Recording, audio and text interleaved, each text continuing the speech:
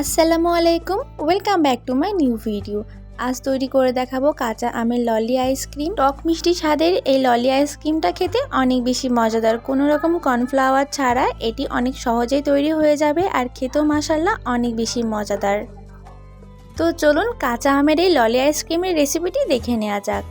এর জন্য এখানে আমি দুইটা বড় সাইজের কাঁচা আম নিয়েছি। একটা একটু বেশি বড় ছিল আর একটা একটু ছোট ছিল।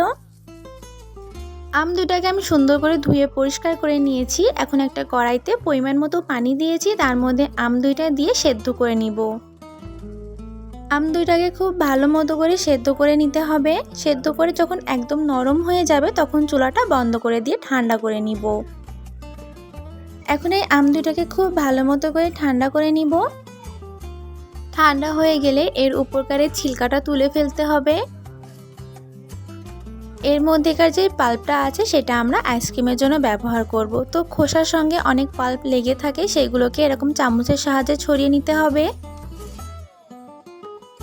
আর আটির সাথে যেগুলো আছে সেগুলো হাতের সাহায্যে এরকম ছড়িয়ে নিতে হবে। অবশ্যই কিন্তু আমটা ঠান্ডা করে নিতে হবে, গরম থাকলে হবে না। গরম থাকলে আমটা ছিলতে অসুবিধা হবে। এখানে আমার মোট 1 কাপ পরিমাণ আমের পাল্প হয়েছে। এখন এখানে একটা মিক্সিং জার নিয়েছি, জারের মধ্যে এই আমের পাল্পগুলো দিয়ে দিব। এখন দিব 1 কাপের 4 ভাগে 3 ভাগ চিনি। চিনিটা আপনারা আপনাদের পছন্দ মতো ব্যবহার করতে পারেন, আবার আমের টক মিষ্টির উপরে নির্ভর করেও চিনিটা ব্যবহার করতে পারেন। সাথে দিয়েছি হাফ চা চামচ বিট লবণ, কিছু পুদিনা পাতা আর সামান্য একটু গ্রিন ফুড কালার। আর 1 কাপ পাল্পের জন্য দিয়েছি এখানে 1 কাপ পরিমাণ পানি। আপনারা চাইলে ফুড কালারটা স্কিপ করতে পারেন। ফুড কালার ছাড়াও এই আইসক্রিমের কালারটা অনেক বেশি সুন্দর আসে। খুব ভালো করে ব্লেন্ডার করে নেওয়া হয়ে গেলে এখন একটা ছাঁকনির সাহায্যে ভালো মতো করে ছেঁকে নিব।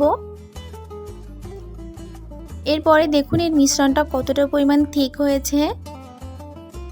আইসক্রিমের মিশ্রণটা একদম তৈরি হয়ে গেছে। এখন যেই পাত্রে আইসক্রিমটা বসাবো মিশ্রণটাকে সেই পাত্রে ঢেলে দিব। আপনারা আপনাদের পছন্দ মতো যে কোনো আইসক্রিম মোল্ড এখানে ব্যবহার করতে পারেন। এখানে আমার মোট মিশ্রণ হয়েছে 2 কাপের মতো। 2 কাপে আমার এখানে 6টা আইসক্রিম খুব ভালো মতো হয়ে গেছে। এখন উপরে একটা ফয়েল পেপার খুব ভালো মতো করে লাগিয়ে দিব আর ছুরির সাহায্যে এইভাবে একটু কেটে দিব। এর মধ্যে দিয়ে আইসক্রিমের কাঠি এর মধ্যে ঢুকিয়ে দিতে হবে। কাঠিগুলোকে খুব ভালো মতো করে বসানো হয়ে গেলে এখন 5 থেকে 6 ঘন্টার জন্য এই আইসক্রিমগুলোকে ডিপ ফ্রিজে রেখে ঠান্ডা করে নিব।